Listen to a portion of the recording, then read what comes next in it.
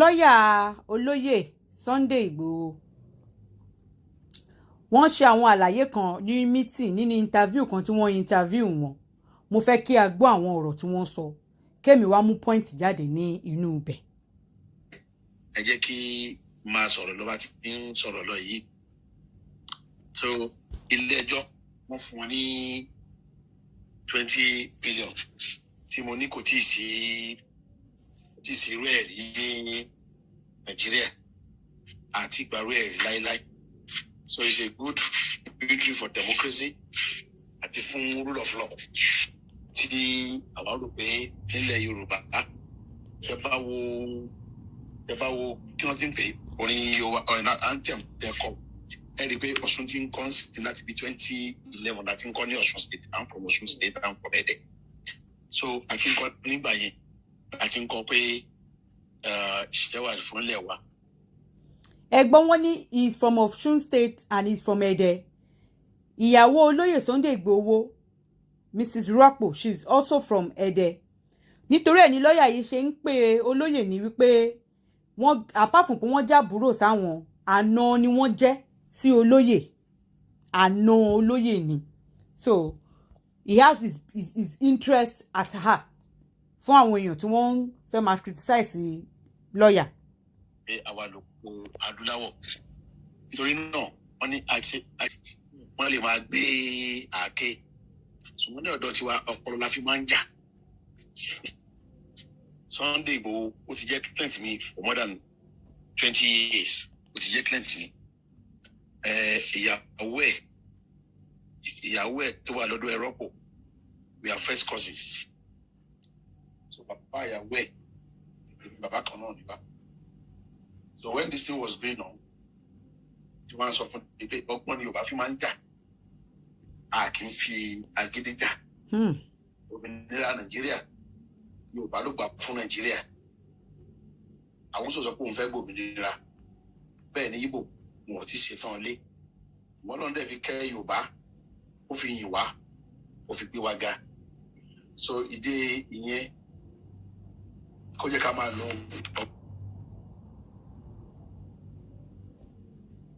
rédí ilé ẹ̀ mo gba lẹ́tà lọ́wọ́ ẹ̀ bíkọ́ irú kéèsì wáyé sọ̀rọ̀ kù kiri sí. So ó fún mi lẹ́tà pé gbogbo tó ti jọmọ́ kéèsì pé òun fi lé mi lọ́wọ́ láti ṣe ìyẹn ló mú mi mú pẹ̀lú mi ní Àbújá pé kó lọ ṣe kéèsì àwọn 12 tí wọ́n kó ní ilé ẹ̀ ló fi lọ ṣe ti Àbújá yẹn tó ti Ìbàdàn ohun tá a fẹ́ fi ti Ìbàdàn ṣe ní ẹni bí bá ti bẹ̀rẹ̀ ti Ìbàdàn bẹ́ẹ̀ ni àwọn IPOB àwọn náà lọ bẹ̀rẹ̀ tí wọn lọ́sí gbogbo wọn mọ̀ pé nínú òfin Nàìjíríà pé self determination is a fundamental right nínú òfin Nàìjíríà tá a fọwọ́ sí láti 1986 ó ti wà ní òfin Nàìjíríà kò kí ń ṣe nǹkan yẹn nísùnmọ́ tó pé ìwé òfin yẹn kò kí ń ṣe òfin títẹrú tọmọ lè gbọ́ ṣe pẹ̀lú pé ń gbọ́ mi. Bẹ́ẹ̀ ni sà ń gbọ́ yín àgbọ́yé. Kò kí ń ṣe òfin títẹrú tọmọ rí àǹdá ọlọ́yẹn ní ọdọọdún tó bá ti yí òfin Nàìjíríà papọ̀. Àwọn yìí it was in 1986 African Charter on Human and People's Rights. It was signed by Nigeria in 1987. So all the laws in Nigeria no fi sínú ẹ̀ pé fundamental self-determination is a fundamental human right. So if something is fundamental human, and then there's another case tí wọ́n sọ wípé òfin o Ransome Kuti àti Abacha against Ransome Kuti wọ́n ní òfin tayọ ojú òfin Nàìjíríà lọ pátápátá. African Women and People's Rights pé gbogbo òfin tó wà Nàìjíríà pátá wọ́n gbọ́dọ̀ tẹríba fún òfin yìí ni. So now àti test the constitution wa wò but kò ní ìpínká test yẹ o. If tí Nàìjíríà bá fọwọ́ sí òfin yìí tí gbogbo Africa fọwọ́ sí wọ́n bí pé automatically self-determination is part of self-determination ó dàbí ara òfin tó wà ní constitution Nàìjíríà. Tó tá bá dẹ̀ ti mú yẹn kúrò ń bẹ̀ tabari yẹn gbà nílé ẹjọ́ gbogbo àmì nínú òfin a ní case kan náà ṣe ní London náà ṣe ní UK wọ́n pè ní UAC against McVoy pé a lè gbé nǹkan lórí òfurufú yóò ṣubú ni so gbogbo tó ń káwọn ọmọ wa lọ sí àtìmọ́lé tó ń kó wọn lọ sí court fún terrorism wípé Nigeria is a sovereign and indivisible nation a rí i pé òfegè ni tí àwọn ọmọ yìí ò bá ti jà pé àwọn fẹ́ fi tipátipá gbà tó ń jà fún ni pé àwọn fẹ́ referendum and it was done in Britain pé Scotland àbí wọ́n ṣe ní Britain wọ́n ṣe ní Spain Catalan so ìyẹn ò kí ni kò mí ìbéèrè tí a bá ṣe wọ́n á win just let these people kọ́ wọ́n láwọn fẹ́ lọ wọ́n láwọn fẹ́ lọ ní ẹ̀ lè fi tipátipá mú wọn tẹ̀lé ṣe náà ni pé ẹ lè fẹ́ lọ òkè ẹ jẹ́ àṣẹ referendum tá a bá dẹ̀ ṣe tẹ́ bá win ó dà rọ̀ ó dìgbò ṣe tó wá dẹ̀ win mọ́ a jẹ́ pé ẹ bá ẹ̀mí ọdún di bí a ti lọ pé ẹ gbọ́dọ̀ tún bèèrè mọ́ títí di ọdún 10 o so ìyẹn náà lè ṣe ilé ẹjọ́ ti sọ lé nísìn wípé ẹnìkan kan ò lè dókòkò mẹ́ni bọ́dì tó ń béèrè nípa self determination ògbésẹ̀ táwa gbé níbẹ̀rẹ̀ pẹ̀pẹ̀ o lè àwọn IPOB ṣe lọ ń gbé sìn àwọn náà ti lọ sí kóòtù nílùú wọn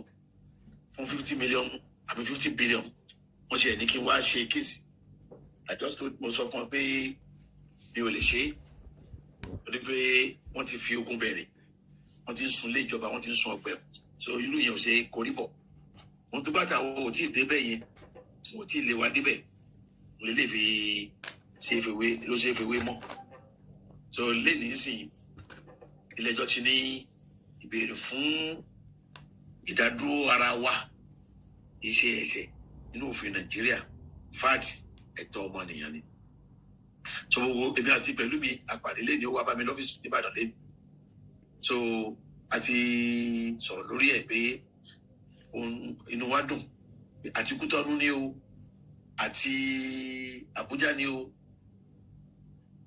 títí tí àbí òfin yí padà ilé ẹjọ́ kan kò lè déyàn lẹ́bi nípa wípé ó béèrè fún self determination ìjọba tiwantiwa ti ìran rẹ̀ gbọ́dọ̀ lè lọ sí ilé ẹjọ́ Ìbàdàn agbé ti African Charter lẹ̀ agbé ti United Nations Charter on our indigenous people's rights agbé yẹn náà lẹ̀ tó sọ pé àwọn èèyàn indigenous people èyí ni pé àwọn ẹ̀yà táwọn tí wọ́n ní agbègbè tá a lè bẹ́ agbègbè wọn rí tá ní agbègbè àrítọ́ka sí bí Yorùbá ń sìn kò sẹ́ni tí wọ́n gbé gbogbo South West Yorùbá lónìí so Yorùbá ní agbègbè àrítọ́ka sí gbogbo àwọn sì ń bẹ níbẹ̀ èdè kan ló so wọ́n pọ̀ tó ń pè ní Yorùbá sórí wọ́n lè béèrè fún ẹ̀tọ́ ara wọn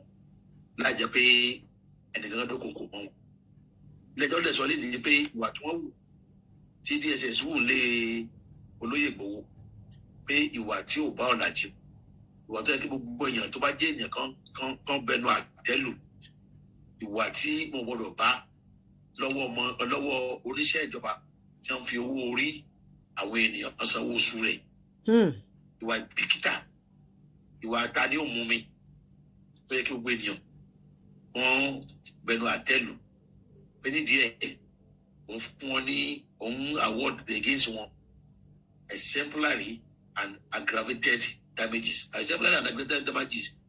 wọ́n máa ń lò fún arbitrariness of any public servant so àti mọ̀ pé wọ́n á lọ sí appeal wọ́n bá lọ sí appeal ní 20 billion náà bá wọn dínkù láyé mi rò pé wọ́n lè dínkù sí tí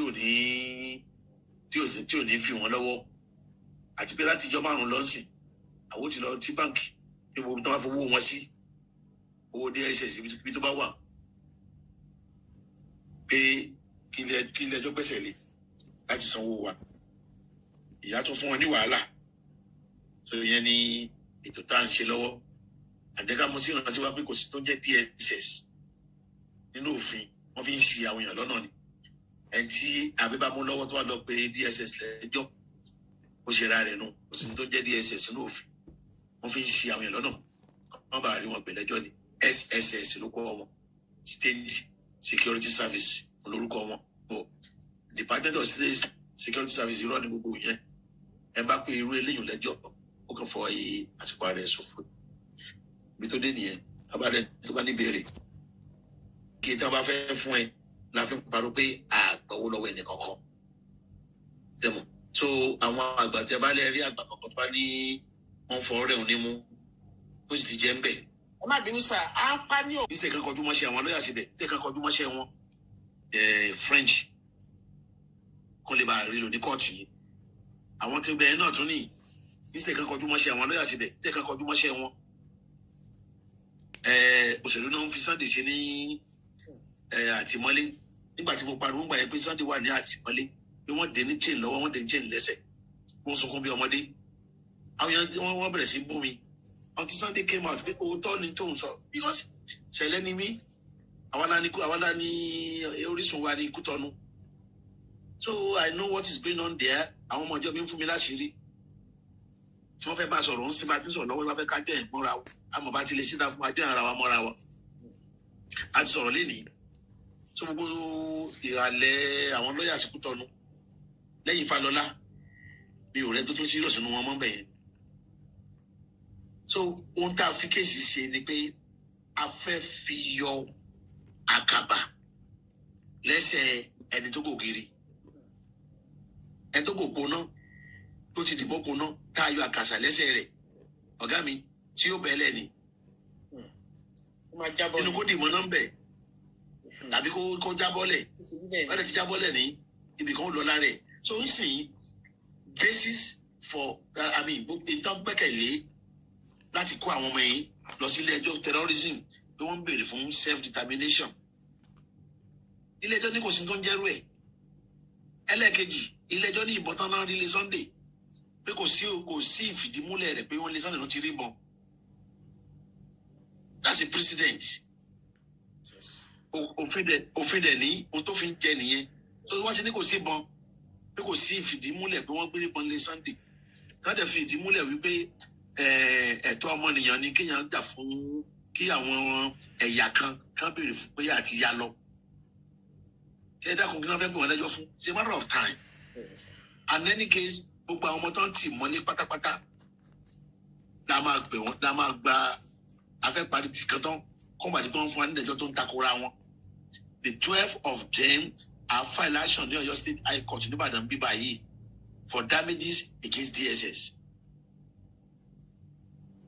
So when we do that, táwọn náà ṣẹjọ́ ń bàdàn bí wọ́n fẹ́ gbé àwọn ọmọ ọlọ́mọ lọ a máa wò ó àwọn tó ń tì mọ́lé ń bẹ̀ is that ṣe lady yẹn ló fẹ́ lọ ṣé mo ló fẹ́ bèrè ni the lady saw it in her dream in her vision and she cried out and she wept pé báwo ya gùn lẹ́sẹ̀ that is the travail to ma undergo. I watched that program and I cried, I wept pé Ọlọ́run dẹ̀ fi ràn arábìnrin. Second, so what I'm saying in essence is kò sí ìdí níbẹ̀ mọ́ tí wọ́n fi lè mú wọn àwọn náà wà wíárì ń sìn débi wọ́n á sọ ara wọn láti gbé àwọn ọmọ yìí lọ sí court because ilé ẹjọ́ kan ti fi hàn wípé kò sí ìbọn tán náà rí lé Sunday pé kò sí fìdí múlẹ̀ wọ́n rí bọ̀ mo tó lè fìdí ẹ̀ múlẹ̀ CCTV wọ́n ti ká lọ wọn rẹ̀ lè jẹ́ CCTV hàn because CCTV hàn ibi tí wọ́n ti fọ́ aláàjì yẹn lódó lórí so wọn lè fẹ́ ká bó ayé rí báwọn fọyàn lódó lórí àwọn scatter brain ẹ̀ wọn fẹ́ kẹ́ni bọ́ọ̀lì rí wọ́n fi kó CCTV ńlẹ̀ so mi ò rí tí a lè máa bẹ̀ fúngbà díẹ̀ ni Yorùbá ní ẹni tégún lé kó máa rọ́jú bí sí rárá ayé ní rárá ọ̀hún nítòsí ẹ̀ bá wọn lé nìyí sìn ó tó ga bs ẹ mà gbígbà tí Màlàmí ń bọ̀ ń bẹ̀ tó ń bọ̀ àjẹjọ́ ó ní mi ò rán wọn ẹjọ́ tí Màlàmí gbẹ́ láti dá Sunday lóhùn ni pé mi ò rán èmi ò gbèsè Fúlàní mi ò lè ṣiṣẹ́ ní DSS èmi ò ní ká lọ kólé èmi ò ní ká lọ rọ fọ́lé onílé nítorí náà mi ò rán wọn o kò kàn mí o when the Attorney General is saying that it means you're on your own and he's saying that because he knows wípé wọ́n lè lọ file kìíní sí International Court of Justice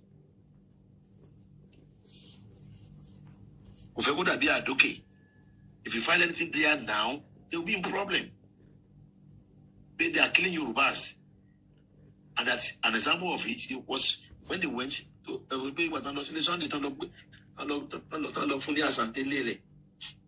so mo rò pé cases tó wà nílẹ̀ lọ́wọ́lọ́wọ́ wọn ò ní foundation. ẹ ṣe kò sí ẹgbẹ́ bí bàbá wa. Ìkíní lórí ti Lady K pressing charges ó dà kí mo ti answer indirectly. Nǹkan méjì ló so mọ́ ti Lady K.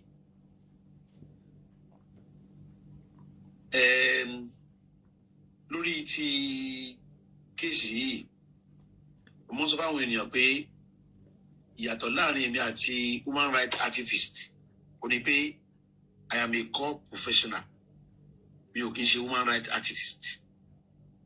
Quote, all lawyers are human rights activists, but the way it is being practiced in Nigeria, I am not a human rights. I'm not Falana. I'm not like Falana. I don't claim to be a Falana. I am a core litigator.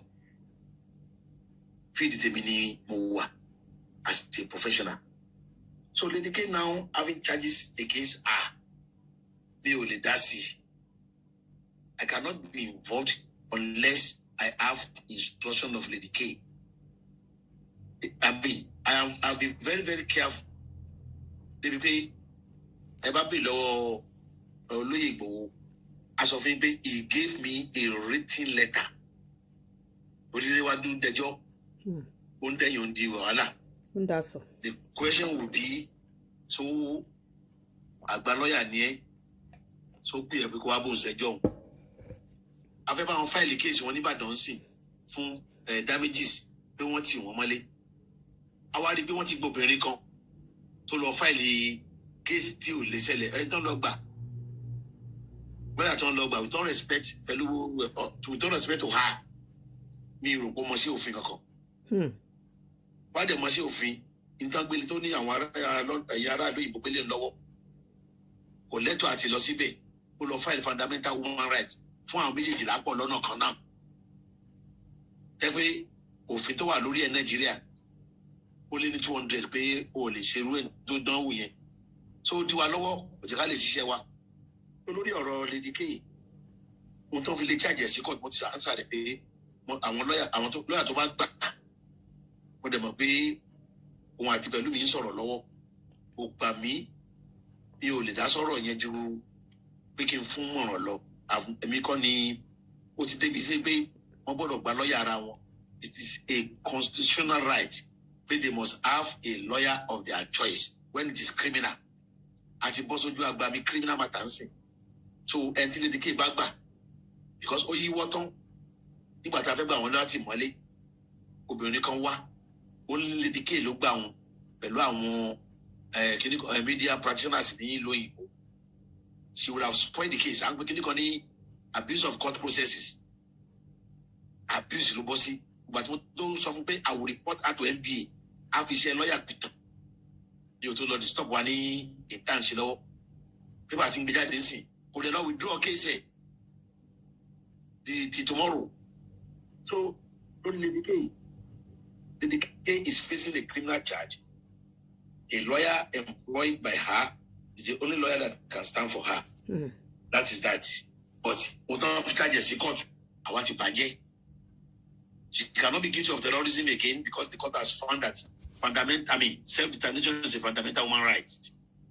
She cannot be charged to court for ammunition or guns again because the court said there's no evidence linking Sunday Igboho or any of them to the amount of Jikole. But the amount of Jikole pay on Lonibon. So wọ́n ti lọ tọ́jú ọmọ tó ń fi ọkọ̀ pa àwọn ọ̀nà ìbọn àjẹkùn wọn ìbọn yìí. So ẹni láti gba àwọn òkú yẹn aṣọ ní court lẹ́nu nígbà tí wọ́n wá dájọ́ lórí àwọn olókùté ìyẹn náà tún ní wàhálà nù. Wàhálà tó náà tún nínú ni pé wọn ò fi lọ̀ mí. Àwọn tó lòkù I cannot just go to court sọ pé mo fẹ́ gbòkú lágbájá àti tàmọ̀dọ̀. If the widow now says pé ohun ọ̀ràn mi ń ṣe ń kọ́. Èmi tí mo ti ń rìn bọ̀ 36 years ago as a lawyer I don't want anybody kó wá lọ pé wọ́n fún ní 2 million wọ́n fún lówó kan tí ò tówó mo rí lórí television public television tí àwo kan nú wọn tí wọ́n gbé sórí rédíò tán náà tọrọ owó fún táwọn èèyàn ń fún lówó I thought irú èèyàn báyìí ẹni tó ń fún lówó ní ọ́fíìsì ẹ̀ wà lẹ́gbẹ̀ẹ́ ọ́fíìsì tó ń bá wọn kíní kan Hamzat tó ń bá tọrọ owó. Oríyọmí Hamzat nìbàdàn. ó mọ ọ́fíìsì wa pé wọ́n dẹ̀ ń gbọ́ lórí news pé Yomi I thought ó yẹ káwọn yẹn ti rìn wá sọ́dọ̀ wa if they come tán dẹ̀ sign lẹ́tà tán fún mi ní authority pé kí n lọ ṣe kéèsì àwọn I will not go and do it kò ní jẹ́ pé ta ló rìn and Sunday is not around a sọ pé mo bá Sunday sọ àbí I told him and I told him pé Sunday kí la fẹ́ ṣe pẹ̀lú àwọn family òkú yìí láì rí wọn you cannot authorize me to go and do anything about them in fact ní kóòtù ní inú kéèsì AGF ní Sunday tí Sunday fẹ́ máa gbowó òkú ni pé ta ló fún Sunday l'authority ó rò pé tá a wá béèrè pé owó òkú wà ń bẹ̀ níta dé lọ béèrè Sunday nìkan la béèrè àbèdè pàtàkó so àwọn òkú àwọn ọmọ olókùú wọn á gbé ẹjọ́ jáde owó tí wọ́n á ná tí wọ́n á fi tójú bọ̀ àtọwọ́ tó yẹ kí bàbá wọn ná tó yẹ kí bàbá wọn gbà gẹ́gẹ́ bí owó orí títí dé of 65 retirement age Nàìjíríà wọ́n á gbà lọ́wọ́ ìjọba but without a letter authorizing us to do that we cannot do that. I've discussed that with Sunday. Only report to ICC. You know to come me. You know come me. Like I said earlier on, I'm a call litigator. I'm not a human rights activist. Nobody feel love me. Only mashi. Nobody feel love me. I cannot just close pay. I want to do this. I want to do that. And I know. Beluti Mungbo news that they had made a report. Abakintoye said. And he sent the text to me. I want to make formal report in the International Court of Justice. So if he has made a report in the International Criminal Court of Justice, mi ò lè interloper ni màá dà. Sẹ́rí òfin yìí, òfin ní àti máa gbogbo ara tí wọ́n ń gbọ́ local standard. And then there's big question: who sent you? Who briefed you? In the Bible, I think Satan said, only Paul the moment. Muslim Peter na tani wo. So that is the question a good lawyer should run away from. One should not be an ambulance chaser. If you take any step now, you'll be an ambulance chaser. Jajambe. So, question èèyàn kínní èèyàn tó lọ ń dá èèyàn kejì èèyàn tí òfin dá so yé wa ẹnì kínní ẹni tó lọ ń dá ẹnì kejì ẹni tó fi dá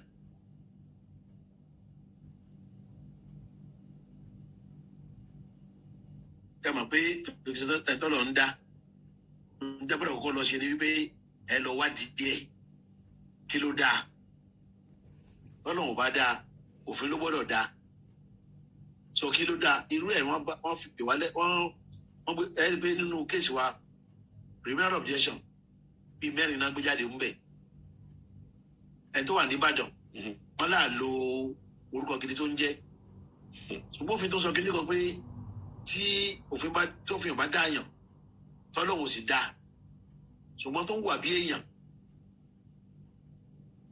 òfin ò dáa Ọlọ́run ò dáa ó ń wà bí èèyàn òfin ní àáfúnni fún ẹ̀ṣẹ̀ tó ṣẹ̀ yẹn àáfúnni aṣọ èèyàn tí òfin dá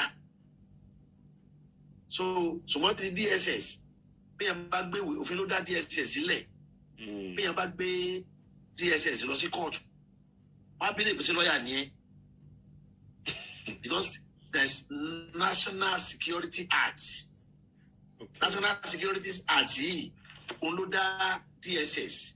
Òun ló dá National Intelligence Agency, òun ló dá Defense Intelligence Agency, òun ló dá wọn lẹ̀. They are all under National Security Advisor. Yes. Okay. So that's the law. So any law, I wonder as this mistake one can look at DSS. I know somebody that called me, Tony Oga, SSS lọ sùn ni. Sùn DSS mo ní fìmí lẹ̀ pẹ̀lú tí mo mọ̀ mo ní mi ò mọ̀ kí mi ò mọ̀ òfin ó kàn mọ̀ ọ̀pọ̀ mi ní sàn ó dẹ̀ sí bínú mo ìbínú sẹ́mọ̀ so tẹ́lẹ̀ Fúlàní àṣegbé ó wà nù kan tá a kọ́ lé tí kóòtù dájọ́ lórí ẹ̀ ẹni pé àwọn náà gbé fídíò kan wá Sunday tí ní kán lọ ra bọ́n pé kò ní kán lọ ra bọ́n ó ní ẹ rí mi màá bá ń ṣèbọn ẹ bá rí mi màá bá ń ṣe ẹ ṣèbọn ẹ dẹ̀ ṣe oògùn kò ní ẹ ra bọ́n ó ní ẹ ṣèbọn ẹ dẹ̀ ṣe oògùn gbogbo wa la mọ̀ kẹ́ tó lọ sí lóyìnbó àfẹ́ntàbá bí sí lóyìnbó ló pé àdìbọn tá a fi ń perin àdìbọn tá a fi ń pẹ̀fọ̀ àdìbọn tá a fi ń pa ó kẹ́ ìpínlẹ̀ pàtì yìí lẹ́ẹ̀kan náà àfẹ́ntàbá lẹ́nu méjì òye sí sábà lẹ́nu méjì tàbá yìí lẹ́ẹ̀kan náà sí orí erin yóò túká ní ó dìbò lórí àyà tá a bá fi sínú ẹ̀ ṣùgbọ́n tó ń táwọn DSS bí ìyẹn wá pé Sunday ní kí wọ́n máa yìnbọn pé Sunday ó ní kí wọ́n máa lò bọ́n pé Sunday ló máa bá wọn ra bọ́n mo takò pé kò sọ pé òun fẹ́ bá wọn ra bọ́n o tó sọ ni pé òun fẹ́ bá wọn ṣe bọ́n a sì mọ orúkọ tó lè ṣe ọ̀tọ̀ ní ra ọ̀tọ̀ ní ṣe sakabola gbogbo ọdẹ àdúgbò níyìn ẹlẹ́ẹ̀kejì àbá gbé fídíò wá pé Sunday nìkan kọ́ ló sọ even Minister of Defence ó ní wá gbé ìbọn wá kàn yín lẹ́ẹ̀mẹ́ta pàápàá ẹ̀ẹ́dẹ̀ mọ́ sákìrì can't you defend yourself àgbé fídíò yẹn lọ sí kóòtù. ṣé pé lọ́ọ̀yà yìí mọṣẹ́ o. ti clinton pay lọ sí kóòtù Theophilus Danjuma tó ní defend yourself it's now time pé àmì ti gbà bọ̀dẹ̀ ẹ má sá mọ́ so àfihàn èjì kan lóra wọn ìtàwọn gbé agbésọ́lẹ̀ ní òun ṣèpọn fún wọn àti tí àwọn tí current Minister of Defence so they will just come and they will shoot twice or thrice in the here and you be running away can't you shoot back. So we now balance pé ṣé tó ní báwo ilé ìjẹ́ Fúlàní òun lè fi lè tí wọ́n mọ́lé tàbí kẹ́kọ̀ọ́ àwọn mọ́lé lọ́gànjọ́ o and then sẹ́ẹ̀dì kínní kan bẹ́ẹ̀ nílẹ̀ Yorùbá ẹ má jẹ́ àtàrà ọ̀rọ̀ ti pé kò sẹ́ni tó jẹ́ Ìgbò láàrin wa mi kò dẹ̀ Haúsá láàrin wa. ọ̀rọ̀ bá kàn wá sẹ́ẹ̀dì bá ṣe wà náà bá ṣe dùn wọ́n láwa yìí náà bá ti di pòtọ́ wa lẹ́nu wò àkìmọ̀ra wa mọ́. ṣebí Ọbásanjọ́ ló wọ́n tà Babalógun lẹ́lẹ̀ Ọbásanjọ́ ló wọ́n lẹ̀ náà ikú Bọ́lágè ayé Ọbásanjọ́ ni ikú Bọ́lágè wáyé náà bàbá àríwánu Ọbásanjọ́ gbogbo wọn kú náà kí ló ṣe ń bá wọn he didn't do anything àwọn Fúlàní ní Nàìjíríà lè mú ibi àyè tabadé kóòtù àwọn tó wà ní kóòtù á sọ pé ojú wọn Fúlàní nínú kóòtù and that's why this man said Malami only I didn't send them mi ò ní kí wọn lọ fọ́lé onílé mi ìdẹ̀kí sí Fúlàní. So àwa náà ti mọ̀ pé tá a bá ní bàbá nígbẹ́jọ́ tá a bá rojú ẹ̀bi ààrẹ iná mọ́ dání àsìkò wọn lẹ́wà àfi táwọn fẹ́ tẹ́ra wa jẹ. Gbogbo àwọn tá a ní ní Yorùbá tán jẹ́ ní tó wà lọ pátá kálukú sáfórí ara ẹ̀ kálukú wọn ò sòótọ́. If you listen to my àwọn kan ti wo fídíò tó àmì interview mi tí mo kọjú sí kí ni pé Ọ̀ṣínbàjò you are a son Fáṣọlá you are a son ẹ̀yin wà ní Aso Rock tẹ̀ ń gbádùn àwọn ọmọ yín wà jọ ẹ̀ náà fà àwọn ọmọ yẹn lẹ̀ láti Monday not release wọn bẹ́ẹ̀ mo ti coach this German man Martin Neumann when they came for communist. Yes. I don't say a word because I was not a communist. They came for trade unionist. I did not say a word because they came for Jew. I did not say a word. But finally they came for me. And nobody was there. When the phone Ọ̀ṣínbàjò, we didn't remember what happened to Dia. Dia felt unconcerned. And when it came to Dia, nobody was there to support him. Obasanjo came from South Africa. Nobody was there to support him too. wọ́n gbé lórí gbogbo national media now. You will notice pé ọ̀sán ọjọ́ náà Monday yẹn náà release àwọn tó wà l'Abuja. The 10 of them were released that Monday. Because wọ́n mọ̀ pé ọ̀rọ̀ tá a sọ ó bá wọn níbi tí ó ti lè dùn wọ́n. Àwọn èèyàn wa tó wà lókè tí wọ́n bá fi wọ́n jẹ president lọ́la ń sìn. Níṣẹ́ kan tó máa ń lòmíì kápọ́n Yorùbá ní ó máa jìyà o. Ọbásanjọ́ wọ́tà Babalógun lẹ́ẹ̀ ni o. Ọ̀pá Bọ́lá Gé o. Àmọ́ bóyá àmọ́ orúkọ ẹni tó pa o. Kan ní orúkọ ẹ̀ bàbá àti ń jẹ pọ́ìsì ni o. Minister of Internal Affairs ń gbà yẹn SM Afọlábí he poisoned himself. Wọ́n náà ká 200 billion mọ́ lọ́wọ́ àbí iná náà ká mọ́ lọ́wọ́. So he had no choice than to poison himself. Bàtà wa wà ń bẹ̀ àmọ̀ká àmọ̀ yàrá wà ní Kútọ́nù o. Àṣírí line lọ sí Kútọ́nù o. He didn't do any line to Kútọ́nù. Àdìbẹ̀ pa ni. So ẹnìkan sì tẹ̀ lọ sí nìjẹ́ ìsìnkí ló kàn wá pẹ̀lú ẹ̀. How you burdening yourself? Bákan yìí náà ẹ̀yin lẹ̀ kí n náà ti ara yìí. Niger Bridge. There were 2 southern presidents. They didn't do Niger Bridge. Hausa ló ti Niger Bridge fún wọn sí. What are we saying? Ẹ dákun tó ọ̀rọ̀ bá dọ̀rọ̀ ara wa.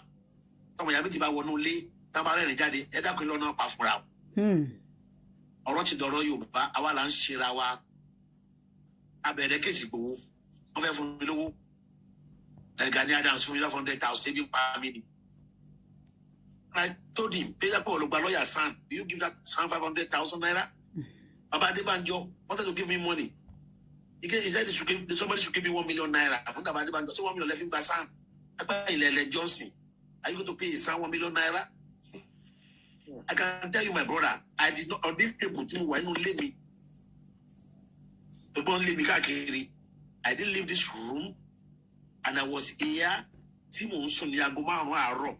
To prepare this case. So somebody was now offering me 2 million naira.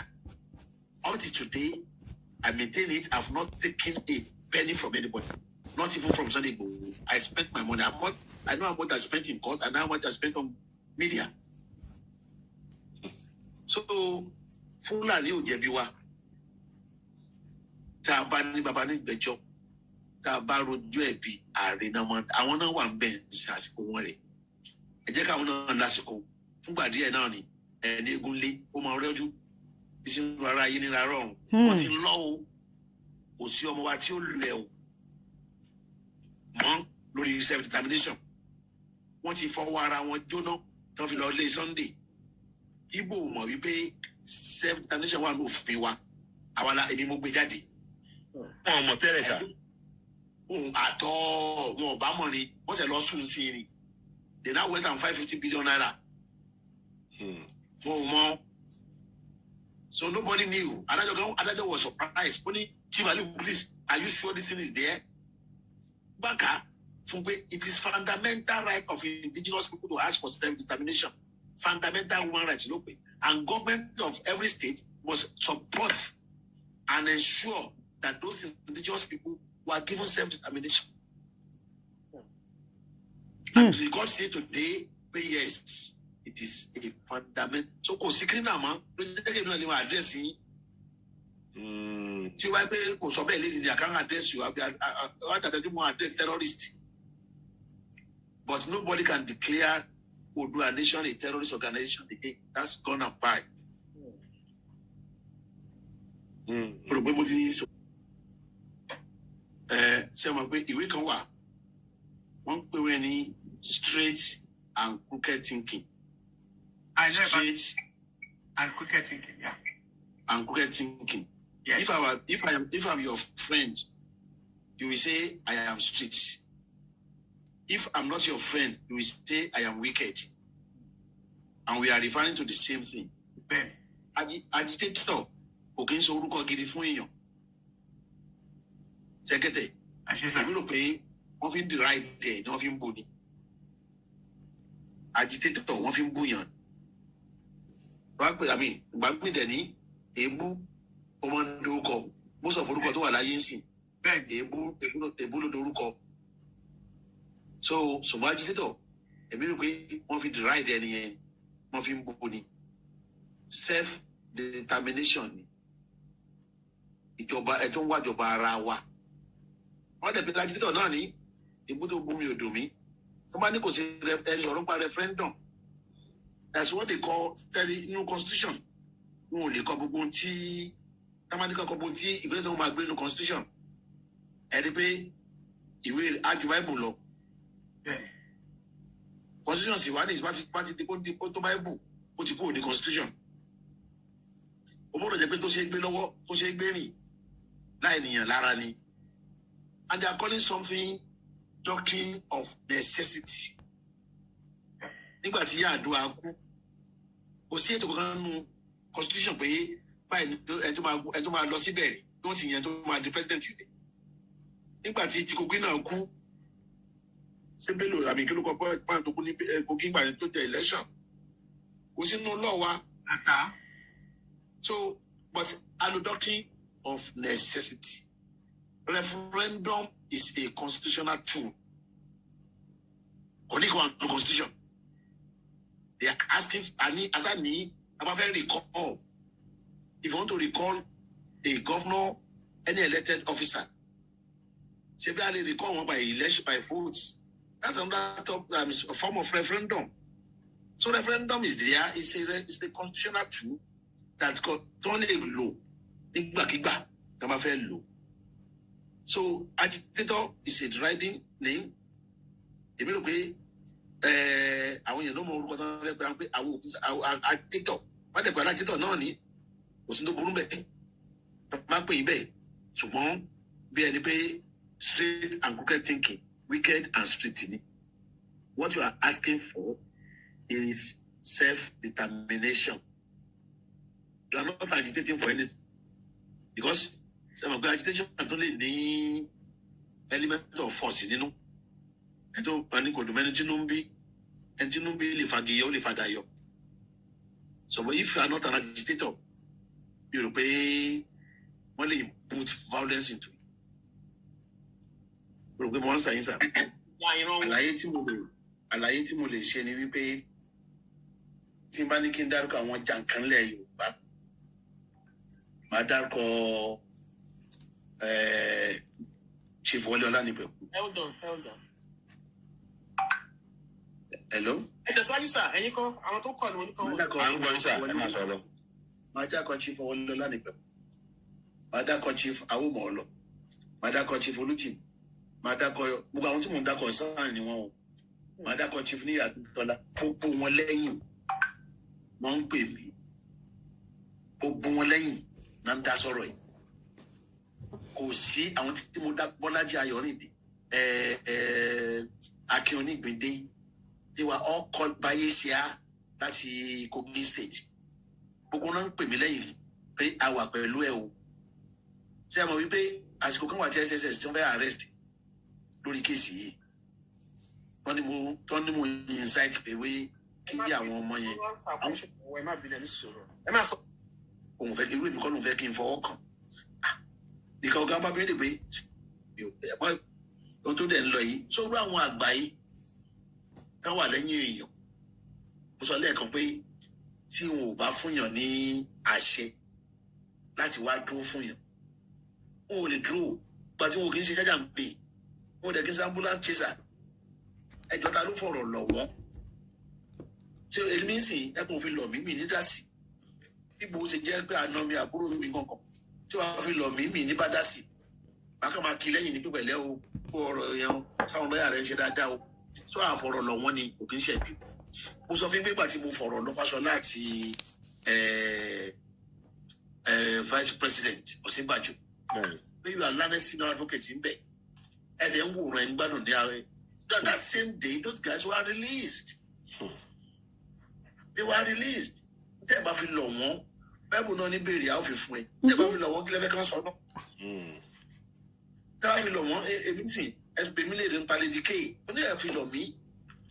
I cannot just go there and say Lady K, mo wá fún courts, mo wá fún Lady K. I cannot do that. Ṣètò ní wọ́n ti gbálàyé ẹ. Wọ́n o. Ẹ lóyún sá, ó lóyún o. Tó ń yà wọ́n lẹ́nu pé kí la fẹ́ fi káàtì ṣe pé ṣé èèyàn tó wà bẹ́ẹ̀ ní káàtì kò sí tó kàn yìí. Okay. Rest to animal. Lọ́ọ̀yà wọn tó ń sọ̀rọ̀ ìpínlẹ̀ wọn náà ni lọ́ọ̀yà àlẹ́. Wọ́n jẹ́ kó bá wa tọ ìmọ́lẹ̀ sí ibẹ̀ yẹn ṣé kọ́nà ní kọ́ máa lórúkọ wọn àbí kọ́ máa dárúkọ kọ́ máa lórúkọ tó fi rálì. Mo gbọ́ tó ń sọ ẹ rí pé wọ́n ní ó jáde nínú ìròyìn wípé. màá gbọ́ èmi ni mo sọ bẹ́ẹ̀ èmi ni mo sọ bẹ́ẹ̀. ṣé ti gbọ́. èmi ni mo sọ bẹ́ẹ̀ mo sì gbà ara tí mo sì gbà. ṣé ti gbọ́ lọ́ọ̀yà yẹn fúnra because mo kà á kínní yẹn lánàá people were bashing me, some even called me and started cursing like usual, some èmi kọ́ ni mo sọ lọ́ọ̀yà yẹn ṣe bẹ́ẹ̀ ti gbọ́ pé lọ́ọ̀yà yẹn sọ pé òun fúnra ara òun lòun sọ. ìmọ̀ràn yẹn láti ẹnu Sunday fúnra rẹ̀ ni. ṣé ti gbọ́. ẹni wípé ogun tó jà Sunday jù ogun ẹnu ni ogun ẹnu ń tà lè ṣe Kóìkì ẹ jẹ́ kí n là á mọ́lẹ̀ Kóìkì kó bá Sunday tó pọ̀ jù. mo lè sọ níbi pé ó kó bá Sunday bí Kóìkì ti sọ̀rọ̀ pa ni Yorùbá ti sọ̀rọ̀.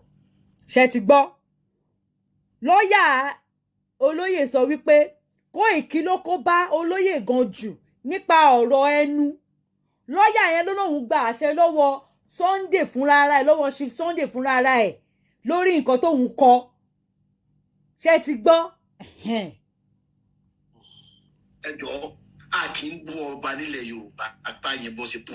ṣé ti gbọ́. a kì í tẹ́tì wọn. ṣé ti gbọ́. Sunday kì í sọ pé tí Ọlọ́run bá ràn wá lọ́wọ́ wọ́n gbé fídíò wá tí oúnjẹ bá ti ń kàǹpé àmọ́ ìbọn fún látẹ̀yìn ni wọ́n gbé fídíò Kóìkì wá sí kóòtù náà tó ní ẹ má wọrí gbogbo ilé a máa padà nù. ṣé ti ń gbọ́. tí wọ́n lè sọ bẹ́ẹ̀ ní Britain àbọ̀ lè sọ bẹ́ẹ̀ ní US. they are not threatening anybody's life. Yorùbá ò kì í àwa Yorùbá à kì í fi ìpá jìyà wa. àwọn ò kì í ṣe ìran kejì tó máa ń lọ máa ń jó kan ní wọn ná. ṣé ti gbọ́. wọ́n làwọn fẹ́ lọ sí Ìgbòho àwọn fẹ́ lọ demonstrate ní Ìgbòho kí náà fẹ́ lọ sí Ìgbòho fún wọn ní Gumi lọ síbẹ̀ Gumi ò lè lọ sẹ́ni ọ̀gá wù ní ẹ̀yin náà lọ sí Kaduna ẹ̀ lọ síbẹ̀ náà Gumi lọ sí táwa ń jà fún ní court fundamental right to freedom of movement ó ní Gumi náà wá dán yín wò ní tá a bá lè gba tiẹ̀ mọ́ra tó fẹ́ rò kò síbẹ̀ ni ẹ tún wá fẹ́ bà nǹkan jẹ́ ẹ tún wá lọ gbé ya Sunday jáde. ṣé ti ń gbọ́. sí àsìkò ilé ẹ̀ka máa gbé ya Sunday jáde sí àsìkò yìí ni the boy was crying pé yà ń sọ wá di àwọn tó fi tìyà rẹ̀ nílé wọn sì bí èèyàn bá débẹ̀ in fact wọ́n rò pé wọ́n ń bọ̀ lọ́wọ́ demonstrate ń lo ẹ̀ ní so that's why he issued out ohun táwa fẹ́ ṣe àwọn ò bá yàn jẹ́ wo demonstration ní court premises lady dábàá kí ni kí ọmọ Oòduà ẹni bó lọ ní wọ́ọ́rọ́wọ́ wọ́n dẹ̀ kọ́ national anthem wọn ó lọ ní wọ́ọ́rọ́wọ́ mbẹ̀ ó lọ ní rọwọ́rọsẹ̀. ṣé ti ń gbọ́. ṣèkọ̀nìṣà lórúkọ ọ̀sẹ̀ wọlé gan tó pọ̀ gan ni sà kí lórúkọ ẹ tẹ̀síwájú. tó bá dẹ̀ tó wá àbí ẹ̀yin èèyàn mi kò ní wúlò fún ìṣọ̀kan Yorùbá àbí ni ó wàá fi hàn ní wọ́n á tá a ṣe léde sìn ó lè wà nínú dúrà Ọ̀yọ́ State Government for Life ṣùgbọ́n tá a bá lọ àbí wọ́n á gbé sínú law report ìrandíran wa yóò kà nínú law report so kí wọ́n lọ sí àbí ló pé wa èèyàn dẹ̀ kí n pẹ́ sọ fún èèyàn kì í ṣe sáà láti jẹ́ pé èèyàn lọ sí àbí rí ó gbọ́dọ̀ dé Supreme Court ó gbọ́dọ̀ tó bá lọ sí àbí yẹn nínú wa máa fi dùn a sọ fún yín pé owó yẹn kọ́ ló jà lọ́kàn wa owó yẹn kọ́ ni tó jà ṣùgbọ́n wípé self determination is a fundamental human right kó wà ní òfin Nàìjíríà bó ti wà ń bẹ̀ kí ilẹ̀-ẹjọ́ dẹ̀ fò tẹ̀lú nítorí àjò nìyẹn òkú sọ́wọ́ tó máa lọ sí àbí owó náà lè bá wọn dínkù àbí òun sọ pé wọn ò pààyàn lé Sunday àbí òun sọ pé wọn ò lọ sí ilé Sunday lọ́gànjọ́ àbí òun sọ pé wọn lọ yìnbọn bí ẹgbẹ́ wà fún entertainment àbí òun sọ pé wọn ò fẹ́ pa Sunday fúnra rẹ̀ àbí gbogbo tí wọn ò ṣe nísàlẹ̀ wọn ò lè ṣe lókè ṣùgbọ́n a fi wà ní òfin àgbáyé nínú law report Nàìjíríà wípé ní àsìkò kan báyìí nǹkan báyìí ṣẹlẹ̀. adájọ́ tó dájọ́ yìí bàbá tiẹ̀ Lákíntọ́lá bàbá Lámilámi nígbà yẹn mo rán létí pé bàbá rẹ̀ tó rántí bàbá rẹ̀ lórí ilẹ̀ yìí náà bàbá rẹ̀ ti pẹjọ́ Adégbénró Ìgèsà Akíntọ́lá ó náà bá rẹ́rìn mo tó bí bàbá rẹ̀ ti make history ìwọ náà make history lọ́wọ́lọ́wọ́ sí tó sì nígbàgbé rẹ̀ láì lọ sí court of appeal ògbólò fún wa jẹ́ ká lọ court of appeal ọ̀rọ̀ tẹ́ bá tẹ̀lé Koiki gbogbo ní tẹ́ bá wá sí Nàìjíríà ẹnu gbòòrè ni wọ́n ti máa tì í mọ́lé because ohun tẹ̀yìn ṣe ń bẹ̀ ni pé orin ogun ni Koiki ń kọ tẹ́ bá ń kọrin yẹn lọ wọ́n á sọ planting pay wọ́n á sọ Yorùbá nation wọ́n á sọ the terrorist gang a máa yìnbọn fún wọn a máa gé wọn ọ̀dà mọ́tò kankan ò ní jà lọ tó bá ti ń ṣe yẹn àwọn èèyàn tó bá ní ìjọ ní bá ń dá sí decent people will not join you. mo mọ Koiki o mo ní phone number ẹ lọ́wọ́ lè bá sọ straight ṣùgbọ́n èmi àti Sunday we discuss Sunday ṣé o fẹ́ lọ yìnbọn gba Yorùbá nation ni àbò fẹ́ fọpọlọ gbà á ó ní bọ́mí ìlú afẹ́yìn sí Nàìjíríà so let's change our method. ṣe ti gbọ́. we now Yorùbá ìran àwọn ọlọ́lá ní àwọn òkè ń lò mọ́ àwọn alágbàjọmọ́ra fún Nàìjíríà náà àwọn sọ̀rọ̀ pé ó fẹ́ gbòmìnira ọ̀rọ̀ àwọn sọ̀rọ̀ padà bí ọ̀rọ̀ àwọn ará Republic of Benin ni tí France tán fọwọ́ ọ̀tún fún wọn lómìnira tán fọwọ́ òsì gbà lọ́wọ́ wọn. bẹ́ẹ̀ ni bá ṣe ní fún gbogbo àwọn Yorùbá àwọn Yíbò àtàwùsà tún àwọn ará lọ́pọ̀lọ́ àwọn Awólọ́wọ̀ àwọn Bádìwé àbí àwọn bàbá àgbà tí Mákọ́lé àwọn náà wòrò àwọn náà lo ọpọlọ tí ọpọlọ ní ìwà fi ń jà wo kì í fìbọn jà kì í lo àkè ẹgbẹ́ tá a délé nìsín ó làwọn Yíbò lẹ́nu ni gbogbo àwọn ọ̀rẹ́ mi tó ń jẹ́ Yíbò tó ń jẹ́ lawyers náà ń pè mí pé you this Yorùbás 20 billion wọn ò fún yàn Nàìjíríà rí náà individual that's not been granted to anybody in Nigeria before. Self-determination nobody knew it was in Nigeria statutes. ọpẹ́ o Sunday Igboho tún ó break record ọ̀kan lọ́mọ. ọpọlọ Yorùbá nìyẹn báwa ṣe máa ń jà nìyẹn. ọpọlọ ni Yorùbá fi ń jà. Hello. Pẹ̀lúmi l'Abuja is standing by but a fẹ́ wà embarrassed níbi tá a gbà wọ́n lẹ̀ we were embarrassed by people in diaspora tí wọ́n lọ brief lady lawyer kan kò tí withdraw dọ́là she has not withdrawn till tomorrow and what she fight èèyàn ní Nàìjíríà ó lè fáìlì èèyàn mẹ́ẹ̀ẹ́dógún pọ̀ mọ́ àyè méjìlá kọ́ lẹ́ẹ̀kan náà nínú fundamental human rights not done fundamental human rights and individual rights not a collective right. She now shoot collectively ó lóun ti bọ́ lọ́wọ́ àwọn media practitioners ní diaspora òun dẹ̀ bọ́lọ̀ ṣiṣẹ́ fún wọn. Iṣẹ́ yẹn ò bá kó àwọn ọmọ tá a kó sí tá a gbà lẹ̀ iṣẹ́ yẹn ò bá kó bá wọn ó mọ lọ́ọ̀ yìí ó kàn with all respect to her sir because ó mọ̀ pé lóka kan wà ń bẹ̀ and you are now coming. The next thing we should do is to report her to NBA. So àwọn tó bá brief arábìnrin if it is this organization ẹ jẹ́ lọ́sọ̀ people of withdraw case okay. It's embarrassing and it's a serious setback. You cannot fight fundamental human rights for 12 people in a process. It has to be an individual right. Because at the end, ma ṣiṣẹ́ kí ẹ lè máa làágùn kí ẹ lè máa jẹ àmọ́. Ẹni nìyẹn. So tẹ́lẹ̀ gbogbo náà ń sá fún this terrorism. But ilé ẹjọ́ ti sọ́nsìn pé self-determination is a fundamental human right. So now they can now go out pé ilé ẹjọ́ ti sọ báyìí kí lè tún dí àwọn ọmọ yìí lọ́wọ́ fún. Kí lè tún dí wọn lọ́wọ́ fún. So at worst ni pé kẹ́lẹ́ fẹ́ ṣe referendum kò sí tá a lè ṣe referendum náà ni. Ẹ̀yin tẹ́ wà ní Britain. About 2 years ago, about 3 years, they were a referendum for Scotland. And they lost. I want to go in Spain. As a referendum for Catalan, and they lost too. Anybody in government can't win a referendum, no one act because the instrument of referendum will be by government. What I will order after this case is a referendum. I order it. Government in power, popularity of government in power decides the outcome of a referendum. If the government is popular, either one does porancy. Read mole. Atawataka with either Kunino 130 Nigerians, 30 million Nigerians. How many of them look out? Have you forgotten stomach infrastructure? Ọ̀nà fún ọ̀nà ọ̀run. Tí wọ́n bá bẹ̀rẹ̀ referendum lẹ́yìn kan wí referendum in Nigeria. You can't win it. I'm not mi ò wọn ní nǹkan tí ó bá wà nínú jẹ́. And that's, we have to start from educating our people. And that is why campaign is usually thing like Sunday is doing. That's how it should be done. We have to mobilize the people. We have to make them to be conscious of their rights. We have to tell them, we have to make them know. We pay 500 to develop, 2,000 to develop. That was a time, no election on your state. The movement called Jamaica.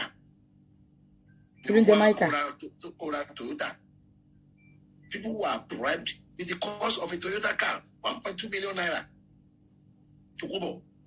The movement called Jamaica. Jamaica was still on 50,000 naira then. Open that to the movement go walk. What's the possible opposite the movement go sebe? How done? To this stage. So the only way out is referendum àwọn ọba àti olórí tábàbẹ̀ sí máa bú wọn tábàbẹ̀ sí máa ostracize wọn àlè tá à ń lọ àwọn ni wọ́n lè bá wa pè lábẹ́nú about mi ìmọye educated Nigerians tó wà o but mi rò pa ni pé àlọ́pẹ́ 20% of Nigerians are educated out of 120 million and don't forget the northerners tábàbẹ̀ sí referendum tábàgbà tán it's like a council, local government council. If you want to create a council, àwọn tó wà níbẹ̀ yẹn gbọ́dọ̀ dìbò báwọn fẹ́ council tàbí referendum ó wà ní constitution wọn báyìí. Lẹ́yìn ìgbà yẹn state yẹn fún ara rẹ̀ everybody in that state must agree. Bẹ́ẹ̀ náà ló ṣe rí fún Nàìjíríà if you want to do a referendum. So kò sí bá a ti fẹ́ ṣe agídí òwòrán ìjà òwòrán tá a bá la fẹ́ lọ ra àbọ̀n a fẹ́ lọ máa yìnbọn kiri a kàn fẹ́ waste àwọn èèyàn wa ni. We waste them. A kàn dé another Biafra. Ayé àgbà yẹn. See the way they are wasting them in the east now. The whole of the eastern region is militarized. You cannot afford that in the southwest. People think so. Ọpọlọ la fi máa ń jà ní southwest. Akínlùpọ̀ Akínlùwàdà. Ó dẹ̀ ní alágbẹ̀dẹ bá ti ń lójú kan ó lámì tàbí fẹ́ kó lámì. Tá a bá ń tẹnumọ́. Ìjọ kan bọ̀ tí ó jọ kan. Kan bọ̀ táàdì tí ó gbọ́n tí àwọn èèyàn sọ. So mo rò pé Abíọ́lá ó ní ẹnìkan ò kí ń sọ fún Adití bí ọjà títú. So please let's not abuse anybody, fight anybody. Ẹ jẹ́ ká máa bèrè tá à ń bèrè fún tá à ń fẹ́. Now go to UNO. If you go to National UN Assembly now and you are saying it. Tí o dá wàhálà lẹ̀, some people will enjoy it and the whole world will now know pé there is an indigenous set of people in Nigeria that are looking for their freedom. So God will help us. Ibìkan wá pè ní H, ibìkan wá pè ní K. Yorùbá ní ohun tó kọjú sẹ́nìkan, ẹ̀yìn ló kọ sẹ́lòmíì. Sẹ́rí Yorùbá sì tún sọ kí ni wọ́n pé gbogbo lè sùn ká kọrí síbi kan náà. Bẹ́ẹ̀. Ìran Yorùbá ìran ẹ̀yin tẹ́ wà níbẹ̀ yẹn bóyá àwa tá à ń wá síbẹ̀ la mọ̀ tójú yín rí àwa tá à ń wá síbẹ̀ la mọ̀ pé every kọ́bọ̀ tẹ́ bá ń lápò yín jí la ogún ojú yín ni. Bẹ́ẹ̀. Sẹ́mọ̀ so nísìnyí ẹ̀yin tẹ́ wà ń bẹ̀ lọ́rọ̀ ẹnu yín kò ẹ̀yin tẹ́ wà ń bẹ̀ yẹn ọ̀rọ̀ ẹnu yín kò àwọn tó ń gbowó lọ́wọ́ yín Nàìjíríà ń bí gan-an tí wọ́n á yín mú sí yín ló pọ̀ jù. Tí mo fi ń sọ bẹ́ẹ̀ ni pé o tó kọjú sẹ́nìkan kọ́ yìí sẹ́lòmí o ní wípé one Yorùbá náà ti sọ pé àgbo ò lè sùn ká kọrí síbi kan náà. Not everybody ló believe in self-determination. And that does not make them a bad person. Where your fundamental human right ends, another person's own starts. Ibi tí ẹ̀tọ́ tiẹ̀ parí sí ní tẹnìkan ti bẹ̀rẹ̀. And justice is not a one-way traffic. To say one-way justice is a three-way traffic.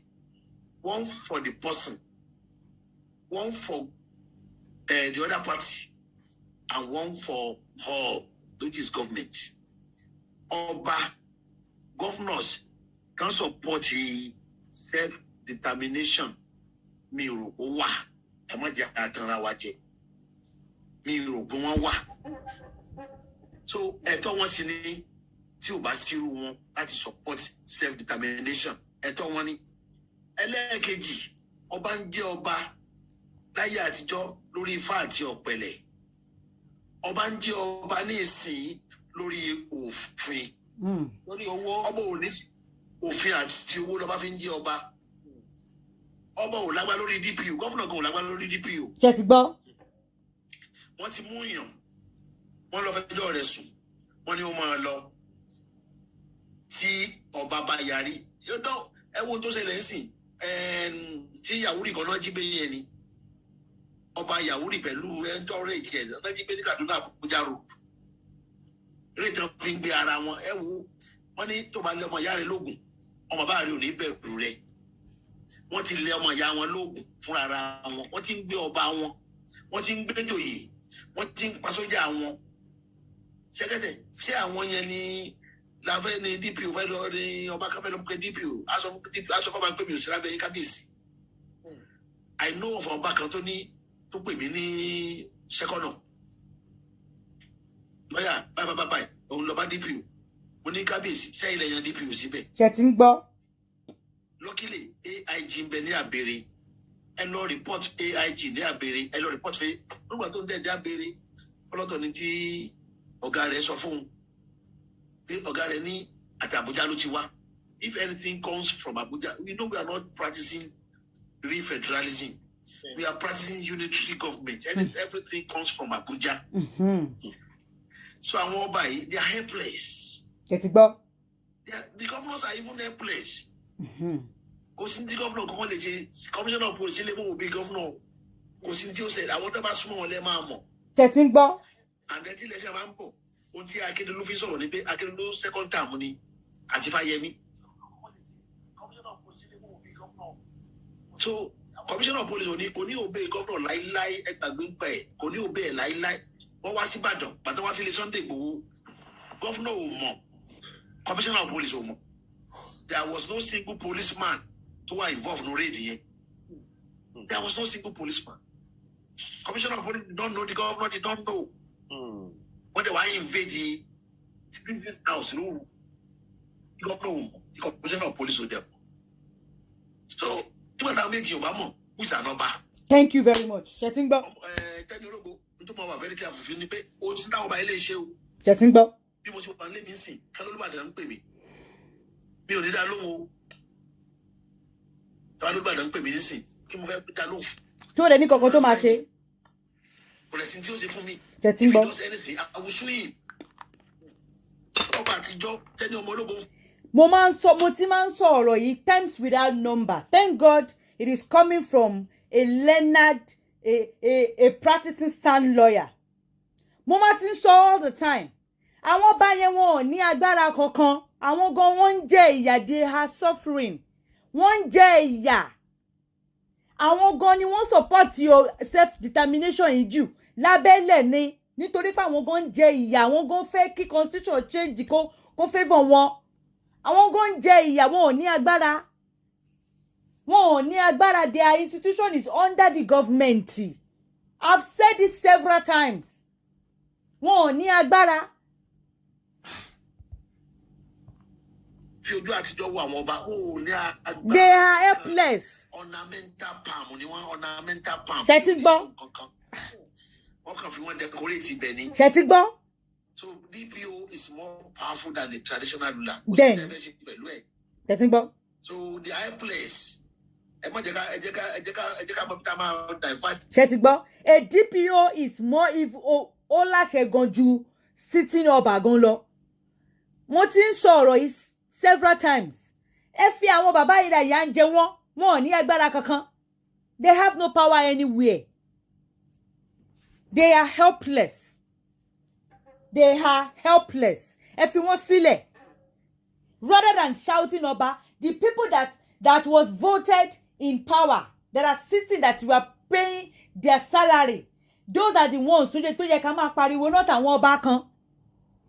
Kò sọ́ba kankan tó ní àṣẹ kankan lẹ́nu. Ṣọ́ba kan ṣé Aláàfin gan lè summon kó summon Ṣèyí Mákindé pé kó wá ni.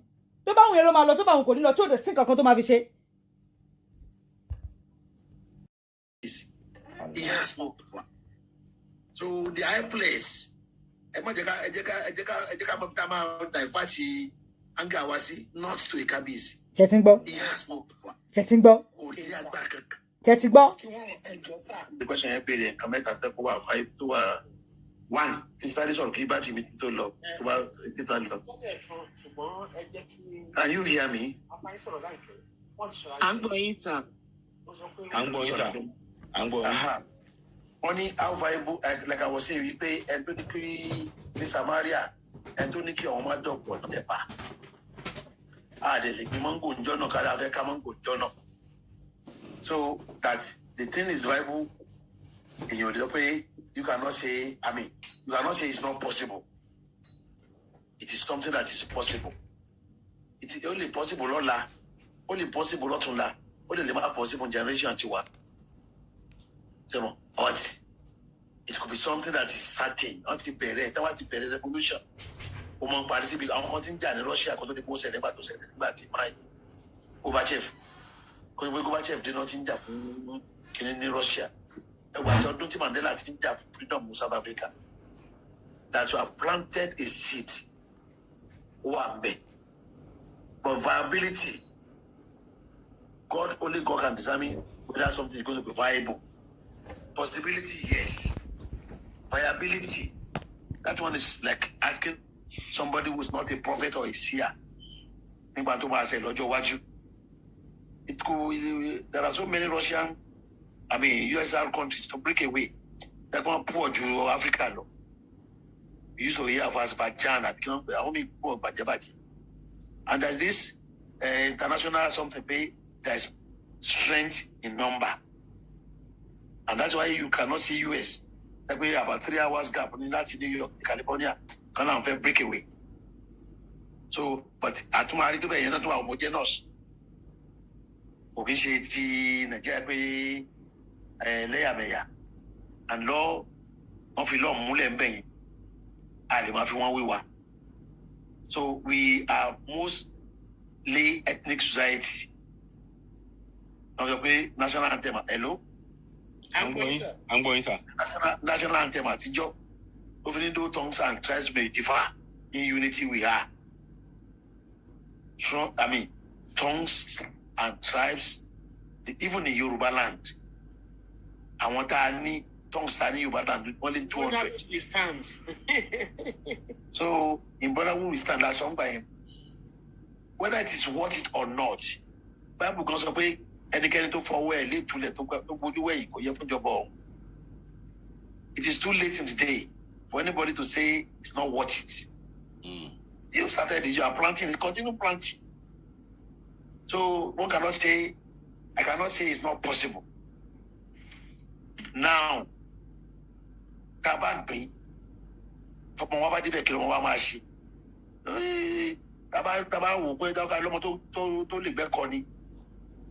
election 2023 is just around the corner. Tabalento le go effort to tabako so mo tabama go interest no kini to le ba ajafu.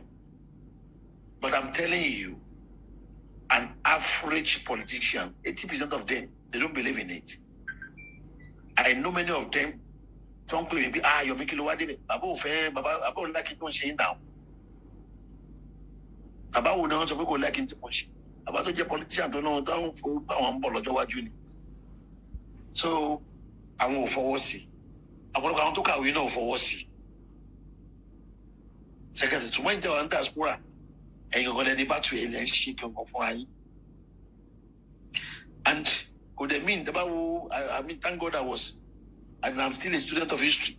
I read university up to I read history up to university level. I was in Unilag. It was a law.